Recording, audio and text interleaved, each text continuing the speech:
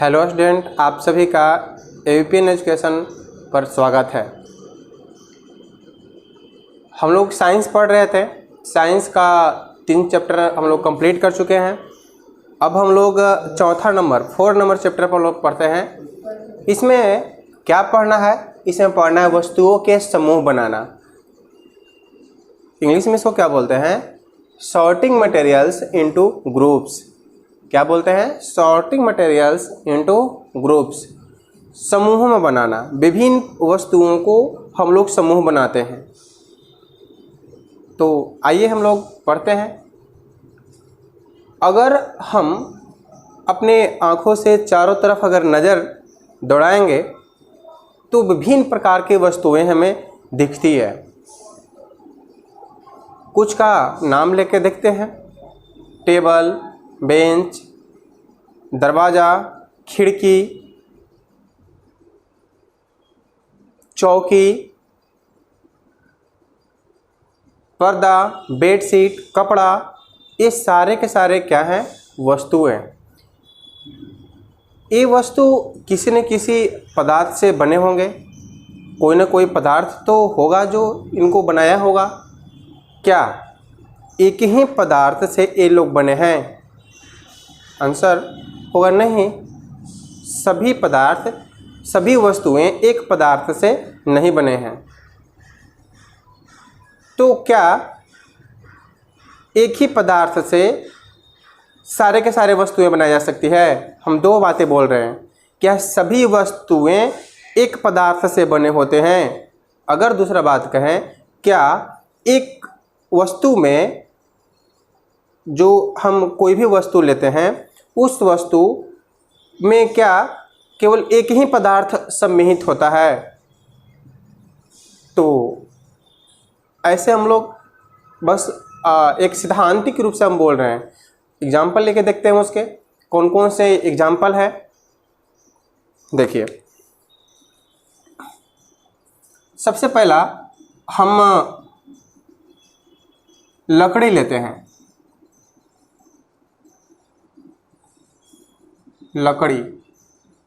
लकड़ी से क्या क्या बनाया जा सकता है? तो कुर्सी, टेबल, दरवाज़ा, चौकी,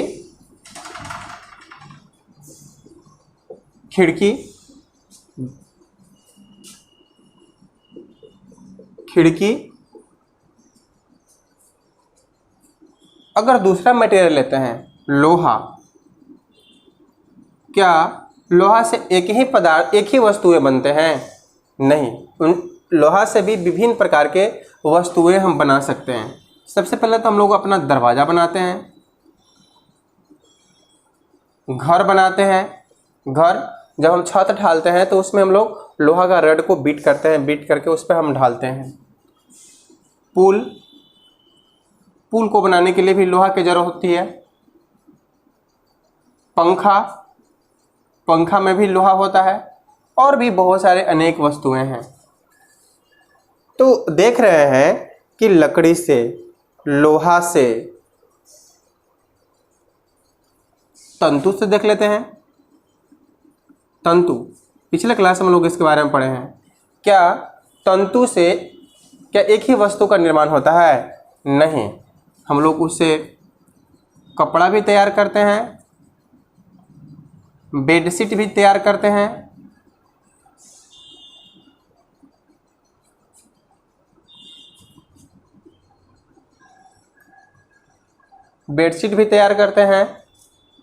तंतु से हम लोग रस्सी भी तैयार करते हैं, और भी अनेक तरह के चीज़ें हम लोग तैयार करते हैं। तो ये सब जो एग्जाम्पल लिए, इसमें हम क्या देख रहे हैं? एक ही पदार्थ है, इसको हम पदार्थ कह रहे हैं। इसको हम क्या कह रहे हैं? पदार्थ। इसको पदार्थ कह रहे हैं। लकड़ी, लोहा, तंतु, ये सब पदार्थ हैं, और इन्हीं पदार्थों से अलग अलग वस्तुएं का निर्माण किया गया है, वस्तुओं को बनाया गया है। लोहा से भी बहुत सारे वस्तु बनाई गई है। तंतु से बहुत सारी वस्तुएं बनाई गई है। तो इस तरह से हम वर्गीकरण किए। ये हमारा क्या है? एक ग्रुप है। ग्रुप मतलब एक समूह है कि नहीं? ये क्या है? समूह है। क्या है? समूह। ये भी क्या है? ये भी समूह है, ग्रुप है कि नहीं? ये सारे के सारे ग्रुप बन रहे हैं, एक सेट बन रहे हैं, एक ही पदार्थ से तैयार होने वाले वस्तुएं, एक ही पदार्थ से तैयार होने वाले वस्तुएं। तो वस्तुओं का वर्गीकरण करते हैं। कैसे करते हैं? तो उसके रंग के आधार पर वस्तुओं को वर्गीकरण करते हैं, आकार के आधार पर उसके वर्गीकरण करते हैं, और किससे करते हैं? तो और हम लोग उसके गुणों के कारण, और भी बहुत तरह के गुण होते हैं, गुणों के कारण भी हम लोग उसका वर्गीकरण करते हैं। किसका? तो वस्तुओं का वर्गीकरण करते हैं। तो आगे हम लोग देखेंगे और भी अलग तरह के समूह।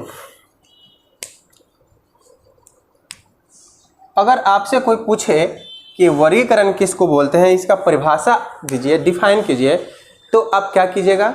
हम विभिन्न प्रकार के वस्तुओं को रंग, आकार और गुणों के आधार पर वर्गीकरण करते हैं।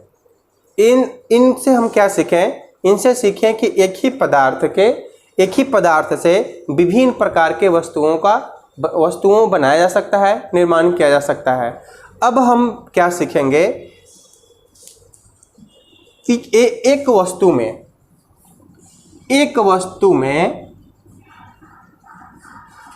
क्या एक ही पदार्थ सम्मिलित होते हैं? एक ही वस्तु क्या एक ही मटेरियल से बनते हैं, एक ही पदार्थ से बने होते हैं? आइए, जैसे हम इस कलम को ही लेते हैं। कलम ले लिए, ये आपका पेन है। इसमें क्या क्या चीज़ें हैं? इसमें तो सबसे पहला प्लास्टिक है।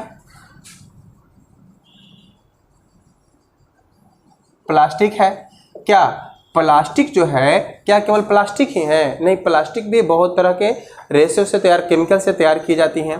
अब ये भी, इसमें रंग मिला हुआ है। एक ब्लू है तो दूसरा वाइट है कि नहीं? ये तो जरूर रंग मिला होगा, तब तो वाइट और ब्लू अलग अलग रंग के दिख रहा है। अच्छा, और इसमें क्या है? इसके अंदर आप अगर देखते हैं तो एक पॉलीथीन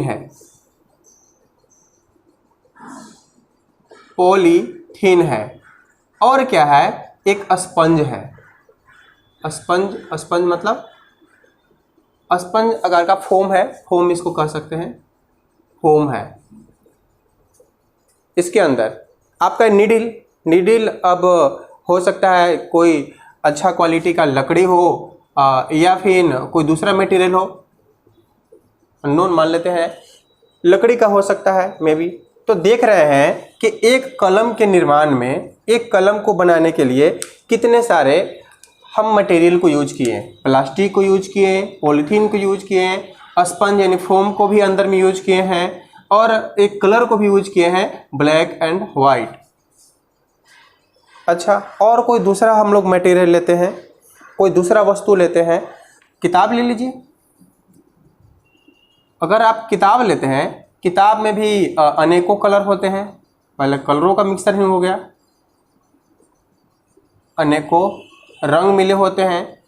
अच्छा, और क्या? उसको साफ करने के लिए केमिकल्स, रसायन को भी मिलाया जाता है। कूट वाला जो हमारा कॉपी होता है या किताब होता है, तो उसको कपड़े से बंधा होता है, यानी कपड़ा भी रहता है। तो इसमें भी हम लोग क्या देखें कि एक वस्तु को निर्माण करने में अनेक मटेरियल का प्रयोग किया गया है। एक वस्तु का निर्माण करने में अनेकों मटेरियल का प्रयोग किया गया है। तो आखिर मटेरियल हम बार बार प्रयोग कर रहे हैं, मटेरियल क्या होता है? पदार्थ क्या होता है?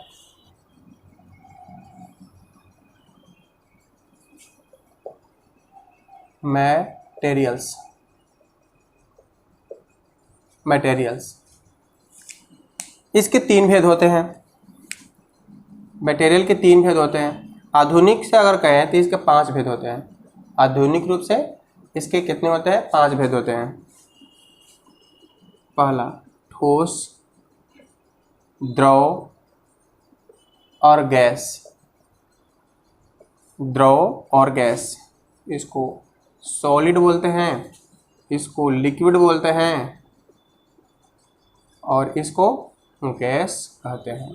आप कभी कभी देखे होंगे द्रव और द्रव्य, एक द्रव होता है एक द्रव्य होता है। ये दोनों जो है चीज़ें ये अलग अलग हैं। जो हम द्रव और द्रव्य लिख रहे हैं ये दोनों अलग अलग हैं। द्रव अलग होता है, द्रव्य अलग होता है। द्रव्य को ही हम लोग पदार्थ कहते हैं या फिर मटेरियल्स कहते हैं। यानी पदार्थ जो होता है यही द्रव्य होता है। ऐसे हम लोग अपने भाषा में या अपने घरेलू भाषा में द्रव्य उसको बोलते हैं जो बहुत ज़्यादा कीमती वस्तु होता है। सोना, चांदी, हीरा, मोती, जवाहरात, ये सब जो है द्रव्य के श्रेणी में आता है, द्रव्य उसको कहते हैं। लेकिन है तो मटेरियल, तो मटेरियल को ही हम लोग क्या बोलते हैं? पदार्थ को ही बोलते हैं द्रव्य। और द्रव क्या होता है? तो द्रव लिक्विड होता है, ये पदार्थ के पार्ट है। कभी कभी इसमें क्या होती है तो कन्फ्यूजन हो जाती है, द्रव द्रव्य, द्रव द्रव्य, इसमें कन्फ्यूजन हो जाती है। इस कन्फ्यूजन को आप सही कर लीजिए, दूर कर लीजिए। हम आपको बताएं तो आप ध्यान से इसको सुन रहे होंगे। ठोस, द्रव, गैस। हम लोग द्रव और द्रव्य में हम लोग देख लिए भेद, अंतर देख लिए। हमेशा आपको ध्यान में रखना है, कन्फ्यूजन नहीं होना है। ठोस, द्रव, गैस को हम लोग डिफाइन करते हैं। ठोस, द्रव और गैस। ठोस क्या होता है? ठोस जो होता है वो इन तीनों, कोई भी पदार्थ होता है बहुत ही छोटे छोटे मॉलिक्यूल से बने होते हैं, बहुत ही छोटे छोटे कण से बने होते हैं, अणु और परमाणु से बने होते हैं, बहुत ही छोटे छोटे, जो आँख से हम देख नहीं सकते हैं, उन छोटे छोटे कणों से बने होते हैं। तो एक कण अगर आपस में बहुत ज़्यादा अगर जकड़े हुए हों तो ये किस रूप धारण कर लेते हैं? तो सॉलिड रूप धारण कर लेते हैं। यानी उसका आकार और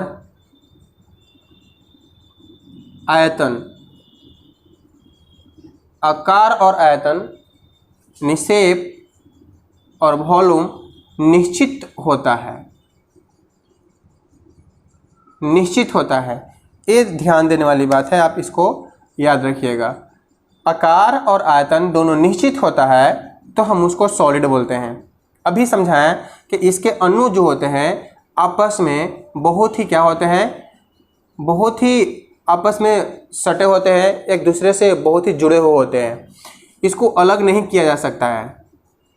ये सब एक दूसरे से इतने सटे होते हैं कि इसको ऐसे अलग नहीं किया जा सकता है। इसको आप संपीड़न करके, प्रेशर डाल के, मार के, तोड़ के जो है इसको क्या कर सकते हैं? अलग कर सकते हैं। या फिर इन अनुबंधनों को तोड़ने के लिए क्या करते हैं?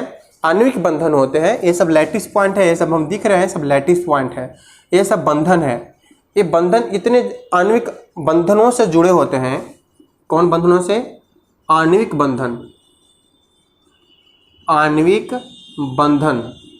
बंधन होते हैं। इनके मॉलिक्यूलों के बीच क्या होते हैं?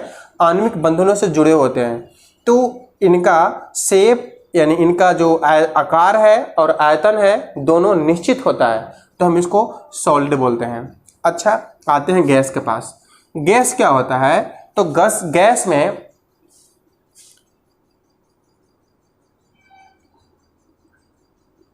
न ही आकार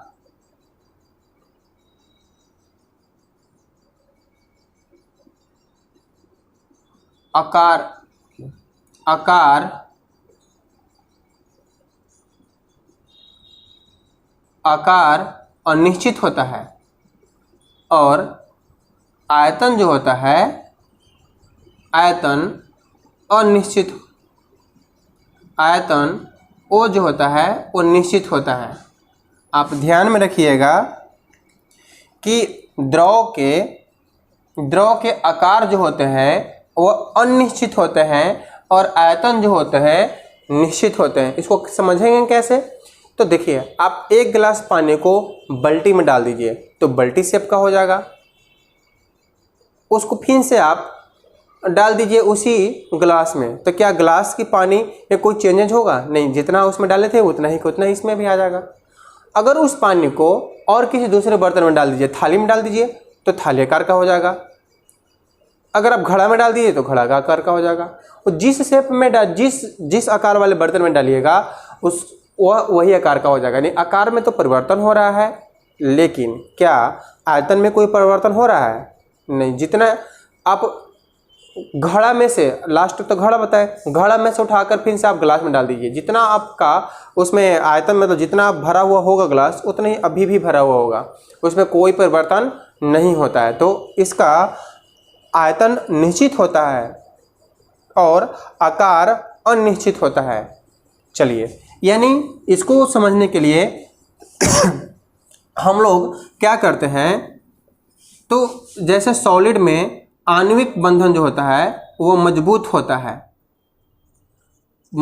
होता है, लेकिन इसमें आणविक बंधन जो होता है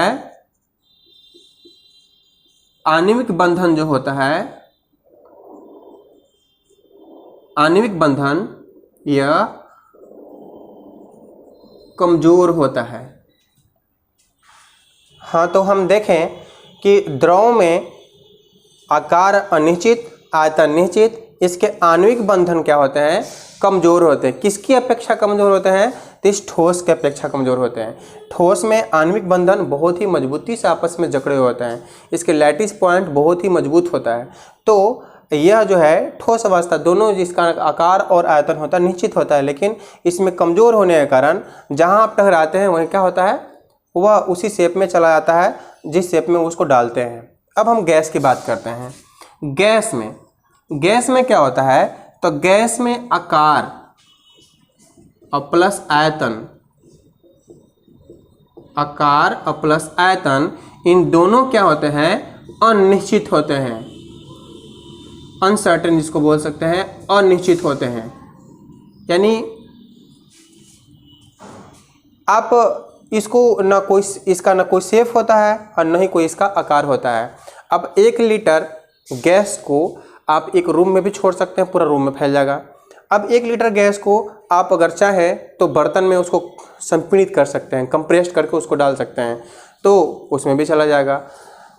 तो आकार भी अनिश्चित, आयतन भी अनिश्चित। चलिए, हाँ, अगर इसमें आणविक बंधन के बारे में बात करें तो आणविक बंधन जो होते हैं इसके बहुत कमज़ोर होते हैं। यह जो है वायुमंडल में हमेशा फैलते चले जाते हैं, दूर एक दूसरे से भागते हैं। जब इसको सिलेंडर में अगर भरा जाता है तो क्या होता है, सिलेंडर के उसके बाहरी परतों को वह क्या करता है, फोर्स डालता है। उसमें काइनेटिक एनर्जी होती है, गतिज ऊर्जा होता है, और वह फोर्स डालता है वो बाहर निकलने के लिए।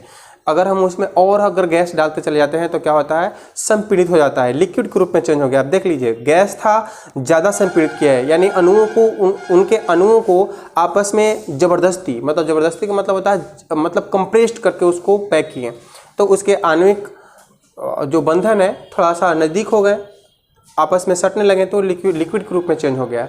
और अगर ज़्यादा कंप्रेस करेंगे तो वह सॉलिड अवस्था में भी आ सकता है। तो हम लोग ऐसे भी पदार्थों को देखेंगे जो तीनों अवस्था में होता है। हाँ, तो आप तीन जो है ठोस, द्रव और गैस, ये पदार्थ के तो प्रकार देखें। 2 और प्रकार होता है, एक को हम लोग प्लाज्मा बोलते हैं और दूसरे को बोलते हैं बोस-आइंस्टाइन। बोस-आइंस्टाइन एक मटेरियल का पार्ट ही है, भेद ही है, प्रकार ही है, लेकिन हम लोग को इस क्लास में न पढ़ना है। आगे हम लोग इस जो है पढ़ेंगे बोस-आइंस्टाइन और प्लाज्मा के बारे में हम लोग पढ़ेंगे। तो अब हम लोग देखते हैं कि कौन सा ऐसा मटेरियल है, कौन सा ऐसा पदार्थ है जो तीनों अवस्था में होता है। चलिए, आइए हम लोग देखते हैं।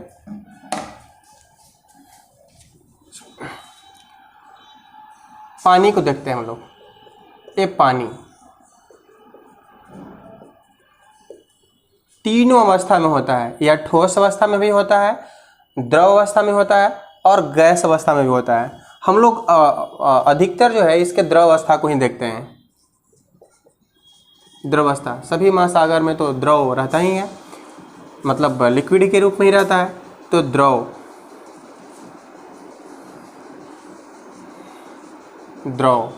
ऐसा करते हैं कि पहले हम लोग द्रव न लेके इसके ठोस को लेते हैं। ठोस मतलब बर्फ को लेते हैं। बर्फ जो होता है वो पानी का जमा हुआ भाग होता है, बर्फ, आइस। इसको आप क्या कीजिए, गर्म कीजिए। गर्म कीजिए। अगर आप इसको गर्म करते हैं तो यह किस में परिवर्तन हो जाता है, द्रव में परिवर्तन हो जाता है, लिक्विड के रूप में परिवर्तन हो जाता है। अगर आप फिर से इसको गर्म करते हैं तो वह क्या होता है, तो गैस के रूप में चेंज हो जाता है। किस रूप में चेंज हो जाता है, गैस के रूप में चेंज हो जाता है। तो एक ही मटेरियल को देखें, एक ही चीज़ों को देखें, पानी को ही केवल देखें। इस पानी का ही 3 अलग अलग रूप हैं। ठोस, बर्फ किस रूप में होता है, ठोस रूप में होता है।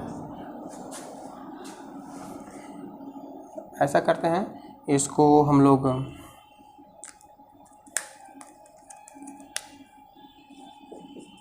पानी और जलवाष्प से लिखते हैं। ये पानी जो है हमारा, पानी यह द्रव अवस्था में है और जलवाष्प जो है यह गैस अवस्था में है। तो जब हम गर्म कर रहे हैं तो बर्फ से पानी, पानी से जलवाष्प बना।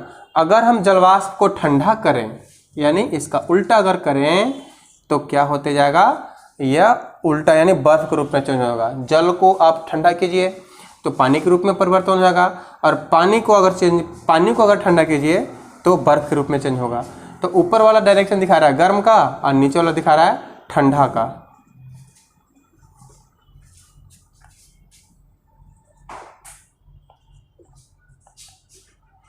का। एक और मटेरियल है, एक और मटेरियल को, जैसे एक और वस्तु को लेते हैं, कपूर को लेते हैं। कपूर तो आपके घरों में भी होगा, जब पूजा पाठ होती है तो कपूर को जलाया जाता है। तो कपूर क्या होता है, यह पहले ठोस अवस्था में रहता है। यह जो है ठोस अवस्था यानी सॉलिड स्टेट में रहता है।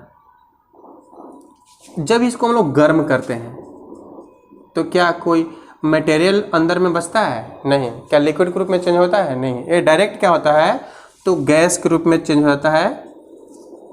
गैस बनकर बाहर उड़ चला जाता है। तो इसको हम लोग ऊर्ध्वपातन बोलते हैं।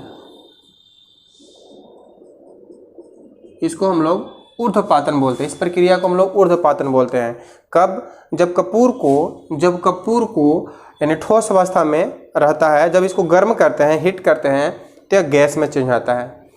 तो हम लोग देखें कि हाँ, अब अगर इस गैस को फिर से अगर मान लेते हैं कि उसको इकट्ठा किए और उसको फिर से ठंडा करने का प्रयास किए, तो फिर क्या हो जाता है, यह ठोस का रूप धारण कर लेगा।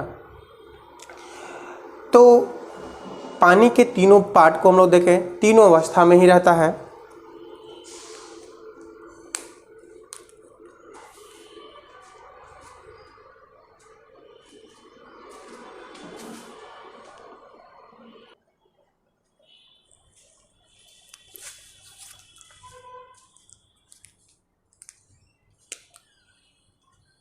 हाँ, तो हम लोग इसके प्रक्रिया को भी देख लेते हैं। बर्फ से जब पानी बनता है, तो बर्फ से जब पानी बनता है तो इसका मतलब बोलते हैं कि वो मेल्ट कर रहा है। क्या हो रहा है, मेल्ट कर रहा है, गल रहा है।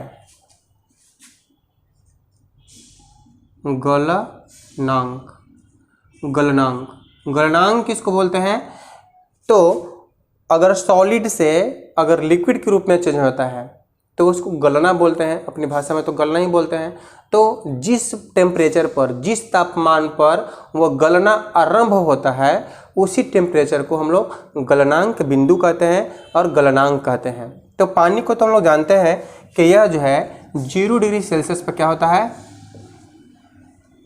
0 डिग्री सेल्सियस से ऊपर अगर जाता है, मतलब अगर हाई टेम्परेचर करते हैं, उसको टेम्परेचर को बढ़ाते हैं तो वह लिक्विड के रूप में चेंज होता है, और अगर घटाते हैं तो बर्फ के रूप में चेंज होता है। तो यह जीरो जो है, जीरो जो एक पॉइंट है, टेम्परेचर है, तापमान है, जो निश्चित करता है कि अगर उससे अगर आप टेम्परेचर कम करते हैं तो फ्रीज होगा। यानी इसका उल्टा भी, यानी जब बर्फ़ को अगर पानी में चेंज करना होता है तो हम लोग हीट करते हैं, यानी टेम्परेचर को बढ़ाते हैं। तो बढ़ाते हैं तो इसको हम लोग बोलते हैं गलनांक, गलनांक बोलते हैं।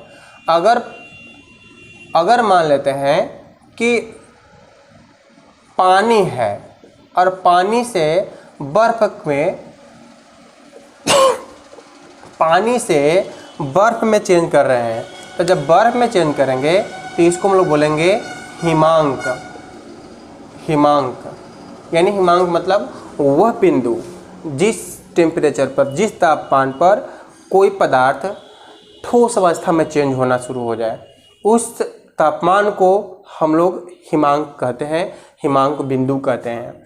तो जब पानी से बर्फ के रूप में चेंज होता है, ओवर टेम्परेचर यानी 0 डिग्री कह सकते हैं, 0 डिग्री से जैसे डाउन होते हैं तो वह बर्फ के रूप में चेंज होता है। जैसे 0 डिग्री से अप जाते हैं तो यह पानी के रूप में चेंज होता है, यानी लिक्विड के रूप में चेंज होता है।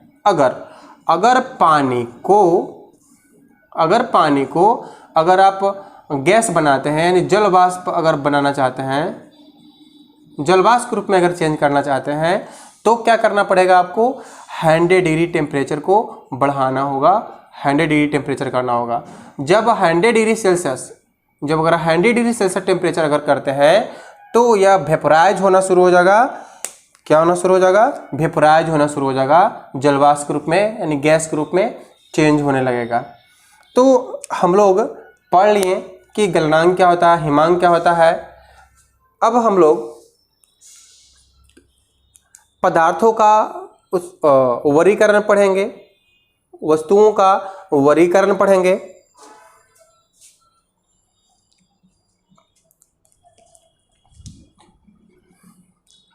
पदार्थों का वर्गीकरण गुणों के आधार पर, पदार्थों का वर्गीकरण गुणों के आधार पर हम लोग पढ़ेंगे कि किस प्रकार से हम लोग पदार्थों के गुणों के आधार पर अलग अलग करते हैं, उसका अलग अलग वर्गीकरण करते हैं।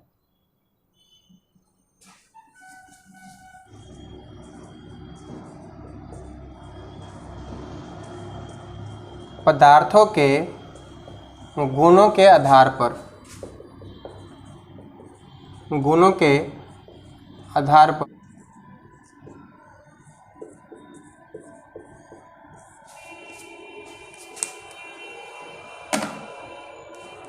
पदार्थों के गुणों के आधार पर वर्गीकरण। इसको हम लोग कैसे समझेंगे, कैसे गुणों के आधार पर उसका वर्गीकरण करते हैं। तो चलिए हम लोग बहुत छोटा सा एग्जाम्पल लेते हैं। क्या कीजिए, आप एक कपड़ा लीजिए, एक गिलास लीजिए और दोनों में पानी को डालिए। जब आप दोनों में क्या लिए, एक गिलास लिए, एक गिलास है आपका, और एक जो है कपड़ा लिए। अब इसमें क्या कीजिए, दोनों में पानी को डालिए। अब दोनों में अगर पानी को डालिएगा, दोनों में पानी को डालिएगा तो इसमें जो है पानी तो संचित होगा, लेकिन क्या इस कपड़े में भी पानी संचित रहेगा? नहीं, ये पानी क्या होगा, बाहर निकल जाएगा। तो क्या आप इस दोनों में अंतर देखें, ये दोनों में अंतर है पानी को बाहर नहीं जाने का गुण, पानी को बाहर नहीं जाने देने का गुण, यानी पानी को रोकने का जो गुण है इस गिलास में तो है, लेकिन इस कपड़ा में है नहीं है। जैसे इस कपड़ा में अगर पानी डालते हैं तो पानी क्या होता है, बाहर चला आता है, लेकिन इस गिलास में पानी संचित रहता है। चलिए फर्स्ट नंबर एग्जांपल देखें, सेकंड नंबर एग्जांपल देखते हैं। सेकंड नंबर एग्जांपल देखते हैं। क्या एक आप चुंबक लीजिए, चुंबक मतलब मैग्नेट, चुंबक एक विशेष प्रकार का इसमें गुण होता है। मैग्नेट है, आप इसको लोहे के पास ले जाइए और लकड़ी के पास ले जाइए और कपड़ा के पास ले जाइए, इन तीनों के पास आप ले जाइए। पहले चुंबक को लोहे के पास ले जाइए, फिर चुंबक को लकड़ी के पास ले जाइए और फिर इस कपड़े के पास ले जाइए। क्या इसमें आप क्या देखते हैं, लोहे के साथ यह चुंबक क्या होता है, सट जाता है, लेकिन लकड़ी के साथ और कपड़े के साथ नहीं सटता है। इसमें भी एक विशेष प्रकार का गुण है, चुंबकत्व गुण है। क्या है, चुंबकत्व गुण है। तो इस तरह के गुणों के आधार पर हम लोग पदार्थों का वर्गीकरण करते हैं। तो हम लोग देखेंगे कि कौन कौन से जो बात है, कौन कौन से ऐसे पहचानने का गुण है जिससे पदार्थ अलग हो सकते हैं। तो आते हैं हम लोग सबसे फर्स्ट नंबर उसका पॉइंट को देखते हैं। हाँ, अगर इसको हम लोग नंबरिंग बनाना चाहें तो बना सकते हैं। सबसे पहले अगर बात करें तो खुरदरापन का बात करेंगे। खुरदरापन। दूसरा चमक या धुत्ती।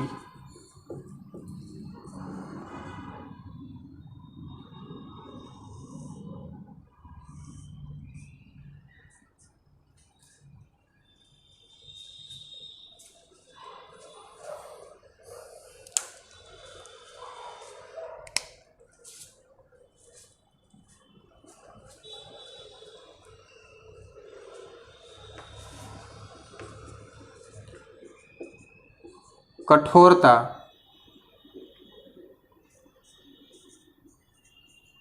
तन्यता या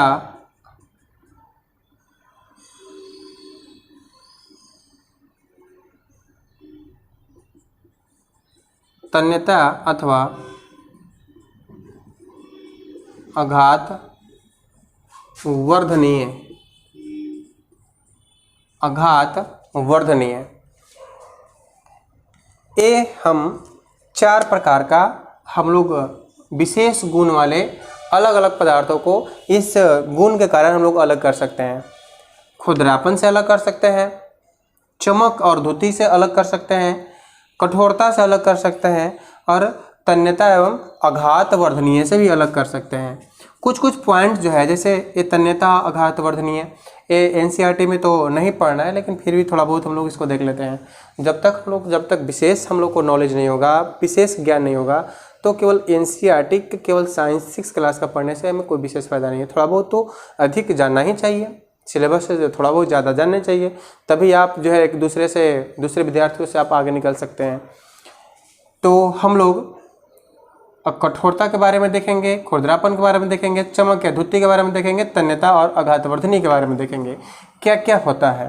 तो चलिए स्टार्ट करते हैं हम लोग पहला नंबर से, खुरदरापन। खुरदरापन क्या होता है, तो आप हाथ से अलग अलग वस्तुओं को स्पर्श करके आप देख सकते हैं। उसमें आपको पता हो सकता है उसको स्पर्श करने के बाद कि कौन से वस्तु के सतह चिकने हैं और कौन से वस्तुओं का जो सतह है वह उसमें रुखड़ापन है या खुरदरापन है। तो हम लोग पहले ऐसा करते हैं कि अपने घर में रखे हुए बर्तनों को देखते हैं। थाली लाएं, थाली को अपने हाथों से स्पर्श किए, उसको जो है हाथ से उसको देखें कि क्या महसूस हो रहा है। देखेंगे बहुत ही स्मूथ है, बहुत ही चिकना है। अगर हम लाते हैं, आप ऐसा कीजिए कि लोहे के कटा हुआ भाग को देखिए। जैसे एक लोहा है, एक लोहा है और मशीन से क्या कर दिया गया, इसको काट दिया गया। जैसे ही काटा जाता है तो इस कटे हुए भाग को आप देखिए, ये है आपका लोहा।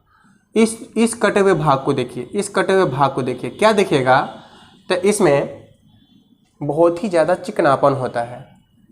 क्या होता है? बहुत ही चिकनापन होता है।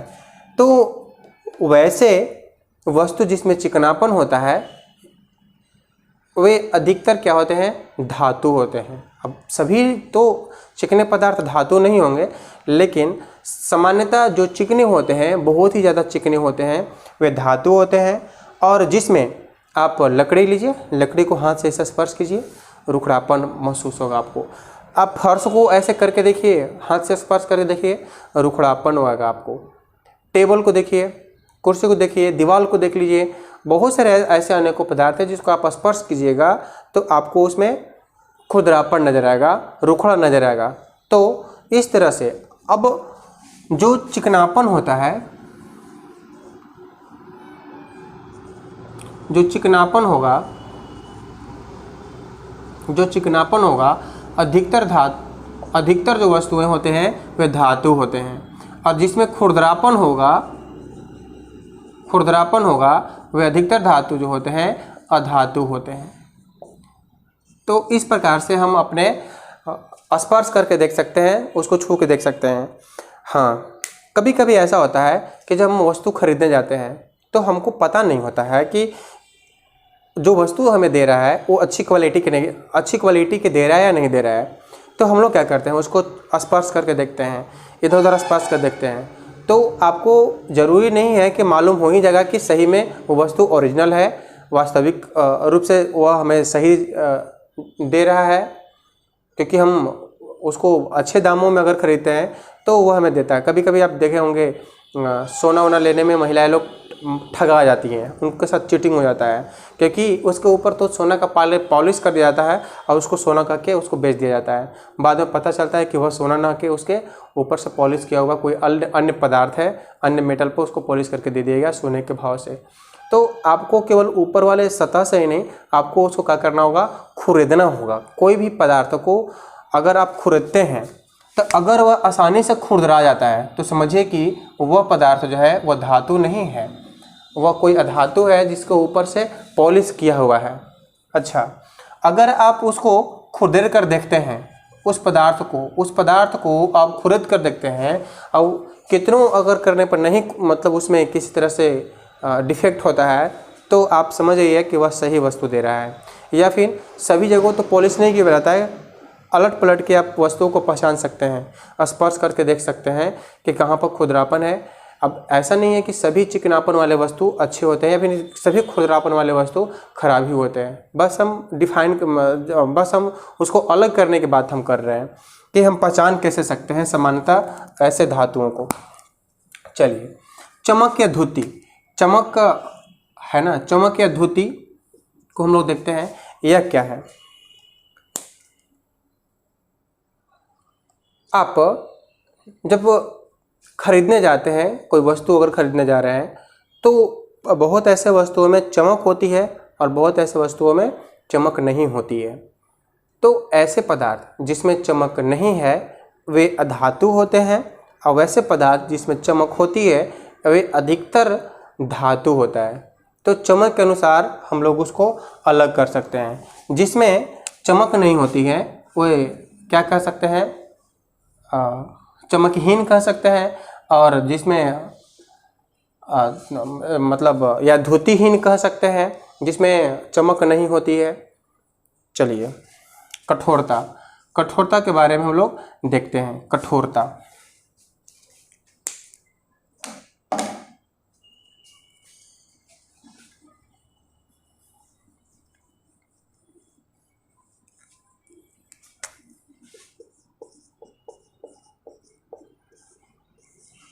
को देखते हैं। कठोरता क्या है? तो अभी ठोस के बारे में हम थोड़ा सा समझाए थे आपको कि उसके आणविक जो बल होते हैं, आणविक जो उसमें बंधन होते हैं, आणविक बंधन होते हैं, वह बहुत ही मजबूत होते हैं सॉलिड में, जो मॉलिक्यूल को आपस में जकड़े हुए रहते हैं, इसलिए उसकी शेप एंड उसका वॉल्यूम जो है वह निश्चित होता है। तो उसी तरह से कठोरता को आप चेक कर सकते हैं। कोई वस्तु लीजिए और उसको आप क्या कीजिए, कंप्रेस कीजिए, संपीड़न कीजिए, उसको दबाइए। अगर आप हाथों से कंप्रेस करके या प्रेशर देके उसको अगर दबाने में सफल हो जाते हैं तो वह वस्तु क्या होगा, तो कठोर नहीं होगा, वह वस्तु कठोर नहीं होगा। बहुत ऐसे वस्तुएं हैं जो कठोर नहीं होते हैं, और ऐसे वस्तु जिसको आप कितने भी कंप्रेस कर दे रहे हैं, कितने भी आप उसको फोर्स लगा रहे हैं या फिर प्रेशर दे रहे हैं, उसमें कोई चेंज नहीं होगा, तो वह वस्तु कठोर होगा। तो आप जैसे किताब जो होता है, लकड़ी है, पत्थर है या आपका घर है, आप उसको कितना धक्का दीजिए, लकड़ी को कितना कंप्रेस कीजिए, क्या उसमें कोई चेंज होगा? नहीं होगा। तो हम ऐसे वस्तुओं को कठोर की श्रेणी में लाते हैं, कठोर कहते हैं, उसमें कठोरता है। और वैसे वस्तुएं जिसको कंप्रेस करने से उसके आकार में परिवर्तन हो गया, उसकी बनावट में चेंज हो गया, परिवर्तन हो गया उसकी बनावट में, तो वैसे वस्तुएं कठोर नहीं होते हैं, वैसे वस्तुएं लचीले होते हैं। तो ऐसे वस्तुएं कौन है जिसमें कठोरता नहीं होता है? तो आपका फोम हो गया, गीला आटा हो गया, रुई हो गया, रुई जो लचीला है, कठोर, आपका गद्दी हो गया या गद्दा हो गया, आपका सोफ़ा हो गया। ये सब जो है, ये सब में क्या होता है, लचीलापन होता है। जैसे ही आप सोफ़ा पर बैठते हैं वो कुछ नीचे चला जाता है, कंप्रेस होकर धस जाता है, तो इसका मतलब वह कठोर नहीं है, कठोरता उसमें नहीं है। तन्यता अथवा आघात वर्णता, अथवा नहीं कहेंगे इसको हम लोग और कहेंगे, अलग अलग चीज़ें हैं, बस उसका गुण थोड़ा बहुत मिलते जुलते हैं, लेकिन दोनों वर्ड जो है, शब्द है, अलग अलग है। तन्यता और आघात वर्धनीयता। तन्यता के बारे में लोग पहले देखते हैं। तन्यता किसको बोलेंगे? तो वैसे ठोस पदार्थ जिसको आप मोड़ सकते हैं, वैसे ठोस पदार्थ जो प्रेशर देने पर, दाब देने पर उसको मोड़ा जा सकता है, तो वैसे पदार्थ में तन्यता गुण होता है, तन्यता होता है, तन्य होता है। जैसे कोई भी आप मेटल को लेते हैं, तो अगर आप उसको खींचते हैं, ऐसे तो नहीं खींचागा, गर्म करके खींचते हैं उसको, तो गर्म करने से, अच्छा एक बात बताइए कि क्या गर्म करने ही से ही खींचा जा सकता है? यस, गर्म करने से उसके जो अणु होते हैं या आणविक उसके अंदर जो मॉलिक्यूल जो होते हैं वे आपस में संगठित शुरुआत में होते हैं। जब उसको गर्म करते हैं तो आप दोनों जो है अणुओं के बीच अलगाव होता है, दोनों अलग अलग, मतलब थोड़ा बहुत चेंज, मतलब थोड़ा बहुत जो है दूरी बनाने लगते हैं, तो वह मेल्ट होने लगता है, लिक्विड के रूप में चेंज होने लगता है। तो इसलिए उसको आसानी से क्या कर सकते हैं, मोड़ा जा सकता है या किसी न किसी रूप में उसको ढाला जा सकता है। किसको? तो इस तन्यता वाले गुण पदार्थों को, इस तन्यता वाले गुण, इस तन्यता वाले ऐसे गुण, मतलब जिस पदार्थ में गुण होता है वैसे पदार्थ को हम लोग तन्यता के अनुसार क्या कर सकते हैं, अलग वर्गीकरण कर सकते हैं। एक गुण जो है होता है तन्यता वाला जो गुण होता है, यह तन्यता वाला जो गुण होता है यह अधिकतर धातुओं में ही देखा जाता है, धातुओं में ही ये हम लोग देखते हैं तन्यता वाला गुण। सबसे अधिक तन्यता जो होता है वह सोना का होता है। आघात वर्धनीय किसको बोलते हैं? आघात वर्धनीय वैसे ठोस धातु को बोलते हैं जिसको पिट कर चदरा बना सकते हैं, उसमें उसके आकार में परिवर्तन कर सकते हैं। बस दोनों में चेंज यही है कि इसको में मोड़ सकते हैं या घिस सकते हैं। इसमें क्या कर सकते हैं, पिट कर उसको पिट कर क्या कर सकते हैं, आघात कर करके जो है उसको में चेंज कर सकते हैं। तो उसको हम लोग आघात वर्धनीय धातु कहते हैं, आघात वर्धनीय कहते हैं। वैसे वस्तुओं को आघात वर्धनीय कहते हैं। अच्छा, एक और बात है, अगर वह पदार्थ, कोई पदार्थ को आप आघात कर रहे हैं, उस पर पीट रहे हैं, अगर उसमें कोई चेंज हो गया, मतलब चेंज का मतलब अगर वह टूटकर बिखर गया, अगर टूटकर बिखर गया, अगर चतरा बन जाता है तब तो उसके अंदर गुण है आघात वर्धनीय वाला। अगर वह मुड़ गया तो उसके अंदर गुण है तन्यता वाला। अगर वह दोनों में से एक गुण नहीं हुआ और वह टूट गया, टूटकर बिखर गया, तो वैसे गुण वाले धातुओं को हम लोग बोलते हैं भंगुर। क्या बोलते हैं, भंगुर। उसमें भंगुरता वाले गुण होती है, भंगुर बोलते हैं, भंगुर बोलते हैं। तो हम लोग इस वीडियो में बहुत सारी चीज़ों को सीखें। अब जो हमारा जो शेष पार्ट बचा हुआ है इस चैप्टर का, हम लोग अगले वीडियो में देखेंगे। तो धन्यवाद।